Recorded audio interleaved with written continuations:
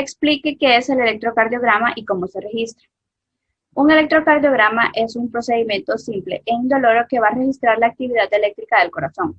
Para ello se va a emplear un sistema de electrodos que van a registrar los impulsos o los potenciales eléctricos a través de la piel. Esta actividad se registra sobre un papel cuadriculado milimétrico de forma continua y describe inflexiones así como ondas positivas o negativas en función de los fenómenos de despolarización y repolarización del tejido miocárdico. Un electrocardiograma muestra si el corazón está latiendo a un ritmo y con una fuerza normal. También nos va a mostrar el tamaño y la posición de las cámaras cardíacas del corazón. ¿Cómo se registra un electrocardiograma? Hay ciertos criterios para realizar un electrocardiograma. Primero se necesita el aparato, que es el electrocardiógrafo. Este va a permitir transmitir la señal eléctrica a un papel. Contiene electrodos que se conectan al paciente a través de cables de conexión, selector de derivaciones y un amplificador. Los electrodos son placas de metales inoxidables, de colores que van a captar las corrientes eléctricas para el registro, el cual va a ocasionar desplazamientos que grafica ondas sobre el papel que avanza a 25 milímetros por segundo. El papel de registro, que es milimetrado, formado por cuadros grandes separados por líneas gruesas, que a su vez contienen cuadros pequeños de 1 milímetro de lado. El paciente, que es a la persona a cual le vamos a tomar el electrocardiograma, debe estar en decúbito dorsal sobre un lugar plano, relajado para evitar deflexiones por temblor muscular y sin moverse, evitando suspiros.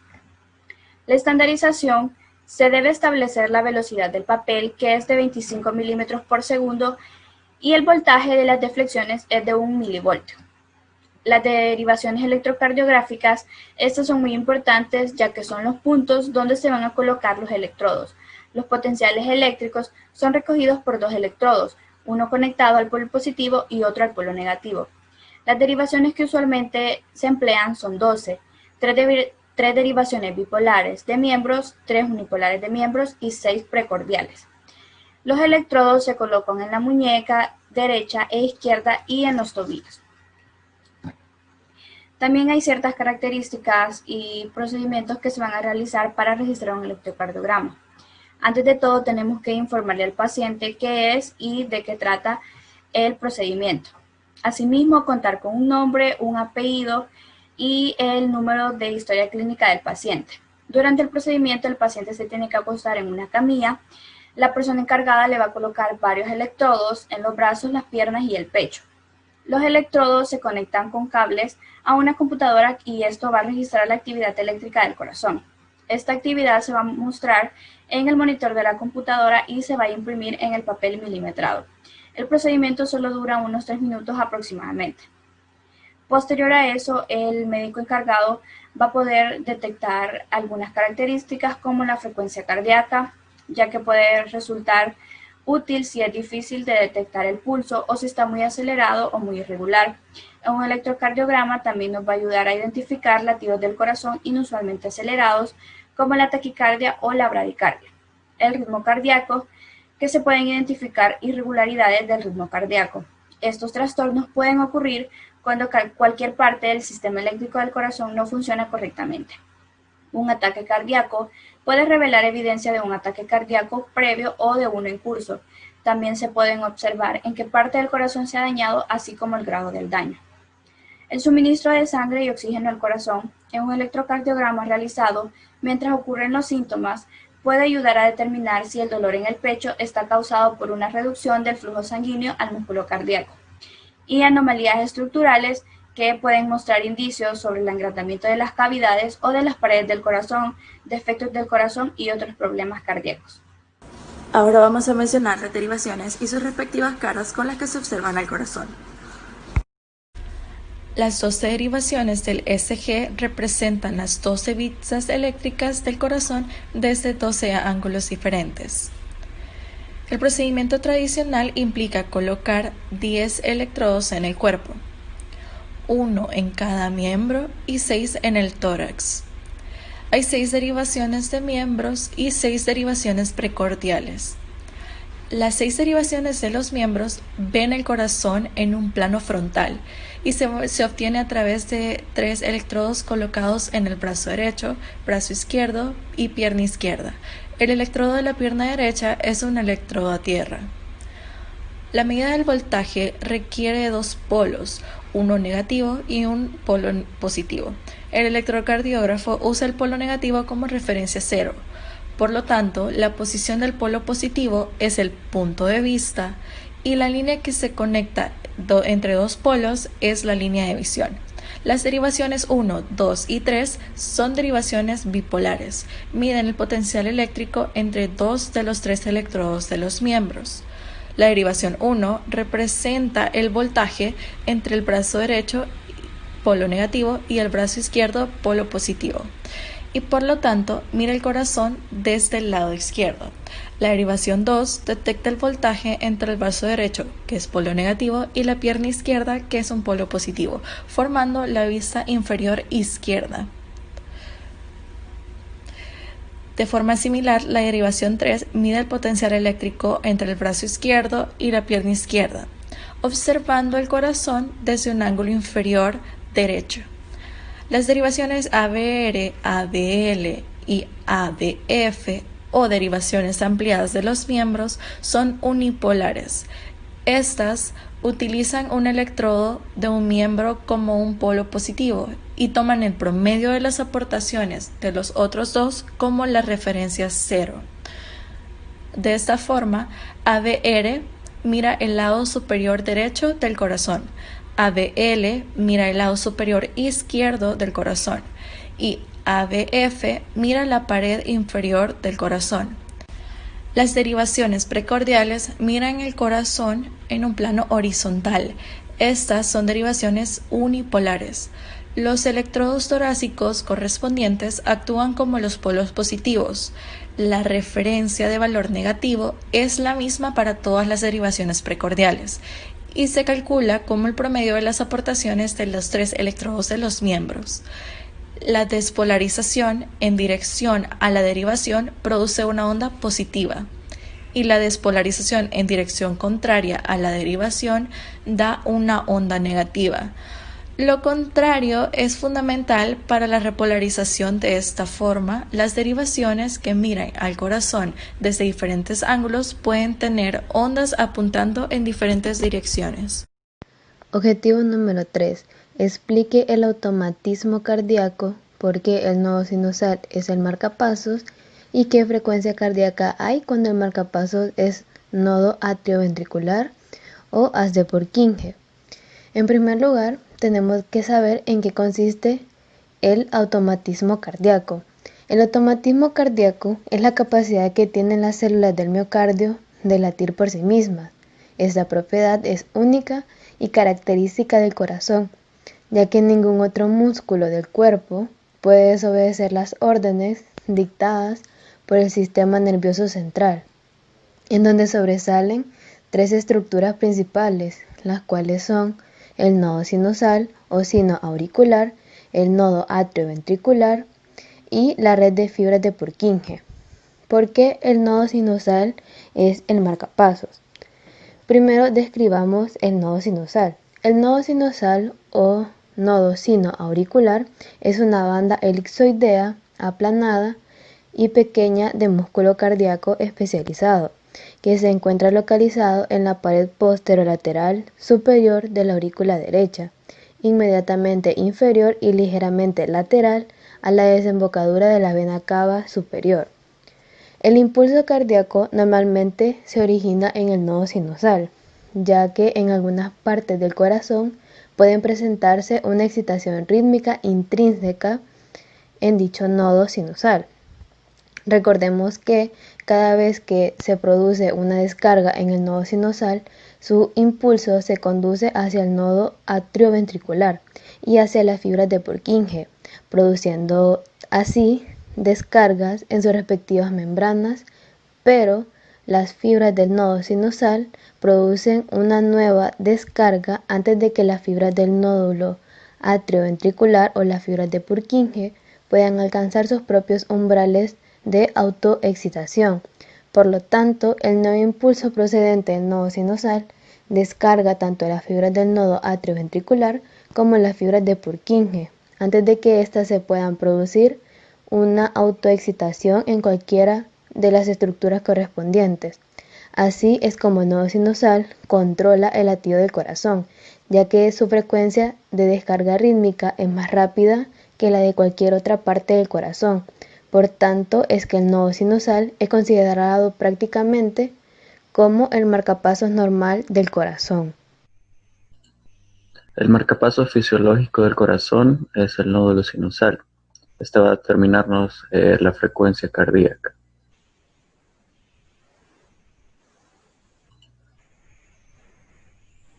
En muchas situaciones este marcapasos no funciona de manera correcta, por lo que el marcapasos se encuentra localizado en otra posición diferente a esta, el cual se denomina un marcapasos ectópico y puede dar lugar a una secuencia normal de contracción en las diferentes partes del corazón. Los marcapasos ectópicos potenciales pueden estar a nivel auricular, en el nódulo AB y también a nivel ventricular. Los marcapasos ectópicos pueden convertirse en diferentes circunstancias. La primera de ellas es que su propia ritmicidad se encuentra aumentada. También que la ritmicidad del marcapasos de mayor orden se vea disminuida y si las vías de conducción entre ambos se ven alteradas. Los marcapasos ectópicos tienden a funcionar como un mecanismo de seguridad para mantener la ritmicidad del corazón. Sin embargo, si uno de estos centros ectópicos funciona o se sobrepone a al marcapasos normal, puede llevar a diferentes alteraciones. Si el foco ectópico se encuentra a nivel auricular, tendríamos una frecuencia de aproximadamente 75 latidos por minuto. Si este se encuentra en el nodo AB, la frecuencia será de 60 latidos por minuto. Y si se encuentra a nivel ventricular, la frecuencia puede llegar hasta 30 latidos por minuto. El electrocardiograma no es más que un conjunto de ondas que Einthoven denominó P, Q, R, S, T y U, de acuerdo con el orden de posición en el tiempo. Debemos recordar que la onda P es el resultado de la activación auricular y que de inmediato aparecen las ondas Q, R y S, integrando así el complejo QRS ventricular por la propagación de la onda de excitación a la musculatura de ambos ventrículos y al tabique interventricular, terminando el proceso de despolarización de toda la masa muscular auricular y ventricular. Sucede una pequeña pausa que se conoce como segmento ST y posteriormente a ese segmento ST aparece la onda T, que es el proceso de despolarización. La interpretación del electrocardiograma no consiste en hacer un análisis aislado de una determinada derivación específica. El electrocardiograma es una representación de un conjunto de 12 derivaciones que nos dan una información global y espacial de la actividad eléctrica cardíaca. Primero, estar seguro que el electrocardiograma está bien realizado. Eso implica determinar los valores de la velocidad del papel y de la amplitud, si son normales. Luego, revisar que estén registrados correctamente las 12 derivaciones. Posteriormente, la secuencia para leer un electrocardiograma sería la siguiente. Primero, el análisis de la frecuencia cardíaca. Determinar si la frecuencia cardíaca está en el intervalo correcto. Esto podría indicar una bradicardia o una taquicardia.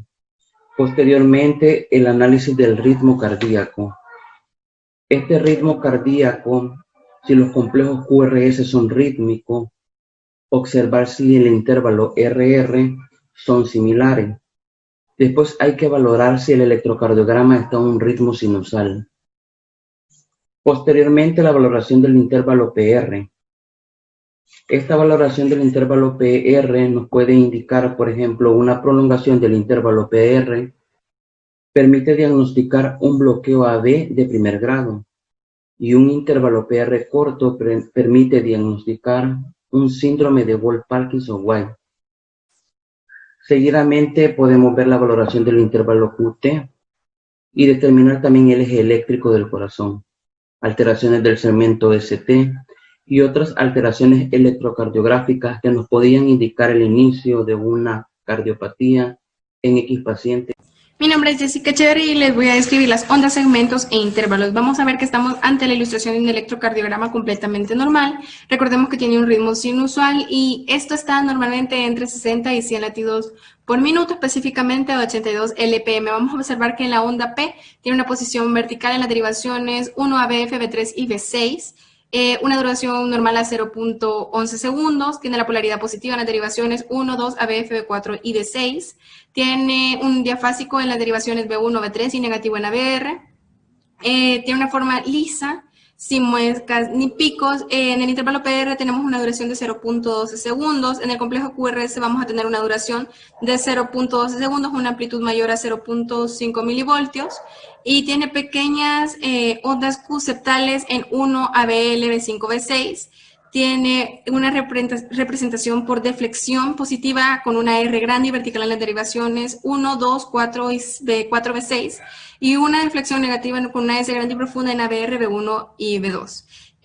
Decimos que en el segmento ST va a ser isoeléctrico, está inclinado hacia arriba hacia la onda T, y a veces puede estar ligeramente elevado y a veces casi nunca deprimido. En la onda T vamos a observar que tiene una deflexión de la onda T hacia la misma dirección que el complejo QRS. Está redondeado y asimétrico y tiene un ascenso más gradual que un descenso. Está en una posición vertical en los cables B2, B6 invertidos en ABR. Tiene una amplitud de 0.2 milivoltios y tiene la inversión aislada de la onda T.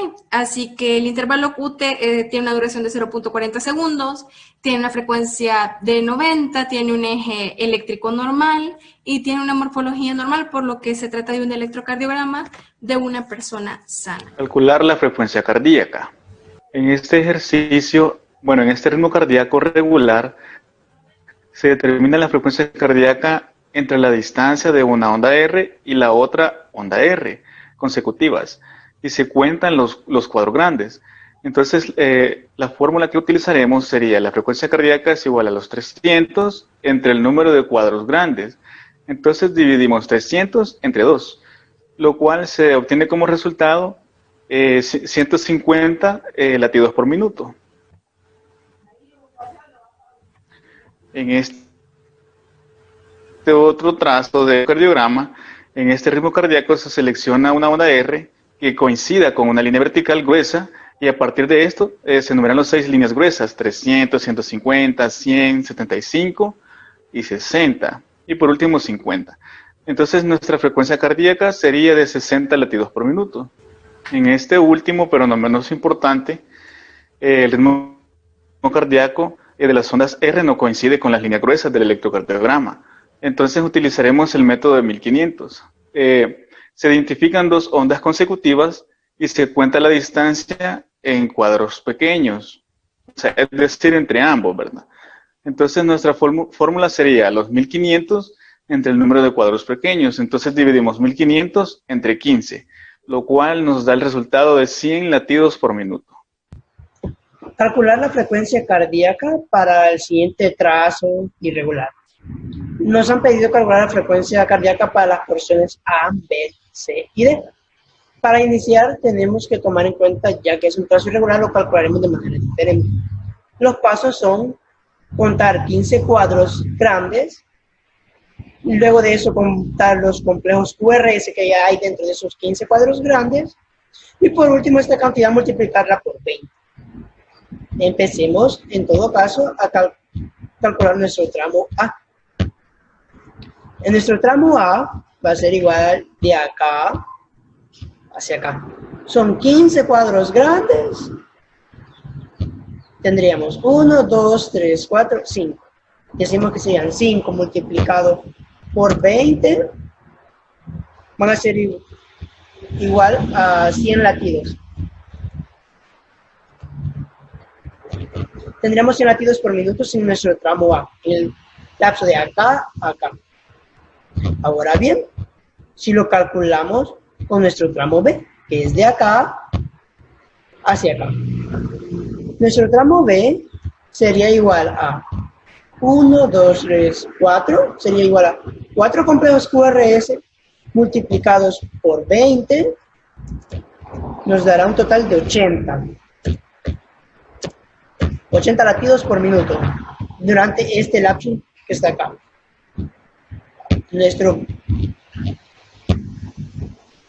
Nuestra porción C,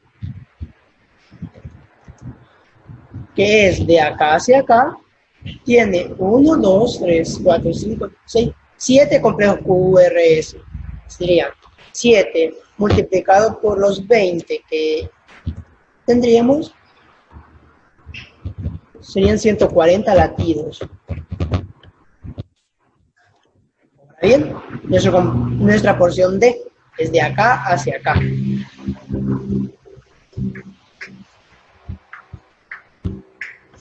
Nuestra porción D tiene 1, 2, 3, 4, 5, 6, 7, 8 complejos QRS.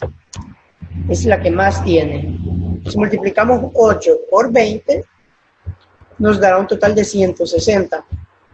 160 latidos por minutos. Todos estos trazos nos darán esta cantidad de diferentes latidos por minutos. Objetivo 6. A continuación, cuenta con varios trazos de electrocardiograma. Calcule el eje a cada uno de ellos y explique cómo lo sacó.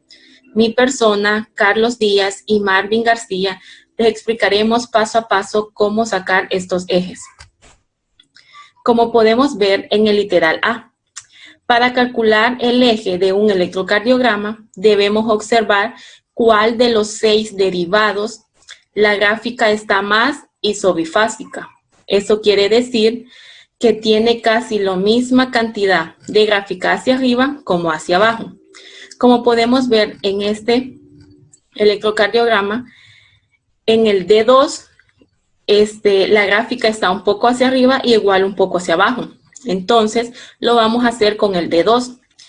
Y la perpendicular de D2 es ABL. Entonces, como podemos ver, el ABL está más positivo. Entonces, vamos a observar en el plano.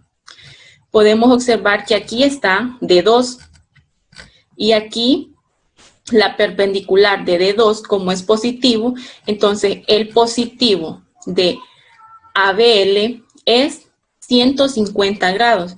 Eso quiere decir que el eje 150 grados se encuentra con una desviación hacia la derecha. Continuando con la determinación del eje eléctrico del corazón, utilizaremos las derivaciones frontales, dependiendo de qué método utilicemos, ya que existen métodos que son más prácticos y otros que son más exactos. Para el primer método, que es un poco más práctico, haremos uso de las derivaciones D1 y ABF para dividir el corazón en 4 cuadrantes, ya que D1 va de 0 grados a 180, lo que nos dividiría el corazón en 2 cuadrantes, derecho e izquierdo, y su derivación perpendicular, que es ABF, nos dividiría los cuadrantes si el eje está hacia abajo o hacia arriba. Aquí tenemos una tabla de resumen en el cual, dependiendo si el complejo QRS en D1 es positivo o si el complejo QRS en ABF es positivo, el cuadrante número 1 sería el que nos determinaría el eje, que está entre 0 y 90 grados y se podría interpretar como un eje normal. Si vemos el ejemplo que tenemos nosotros, podemos observar que la derivación de 1 es predominantemente positiva y la derivación ABF es predominantemente negativa, por lo que podríamos interpretar que el eje se encuentra desviado hacia la izquierda y se encuentra entre 0 y menos 90 grados. Ahora, si queremos utilizar un método que es un poco más preciso, dentro de nuestro electrocardiograma vamos a buscar la derivación isobifásica y la perpendicular a esta. Si tomamos nuestro ejemplo, podemos ver que la derivación isobifásica se encuentra en ABR y su perpendicular en D3 es predominantemente negativa, por lo que podemos determinar que su eje se encuentra en menos 60 grados. Continuando con el punto número 6, vamos a calcular el eje del electrocardiograma C. Lo vamos a hacer utilizando 3 derivaciones unipolares y 3 derivaciones bipolares. Y la perpendicular de estas. En este caso, solo tenemos que buscar la derivación que esté macizo bifásica. Lo que quiere decir de que tenga la misma cantidad de cuadritos hacia arriba como hacia abajo. Y en este caso podemos notar que es la ABF. La perpendicular de ABF es de 1. Y en esta derivación podemos notar que está más positiva. Por lo tanto, en este diagrama lo podemos ubicar de esta manera y podemos notar que el lado positivo de D1 está a 0 grados. Por lo tanto, se dice que este electrocardiograma tiene un eje de 0 grados y que está en un eje normal. Con respecto al electrocardiograma D, podemos notar que la derivación macizo bifásica vendría siendo la ABR. Y la perpendicular de ABR es la derivación de 3. Y de la misma manera está más positiva. Por lo tanto, en nuestro diagrama pasamos a ubicarlo y podemos notar de que el lado positivo de la derivación de 3 está a más 120 grados. Por lo tanto, decimos que este electrocardiograma tiene un eje de más 120 grados y está desviado hacia la derecha, lo cual podría implicar una patología cardíaca.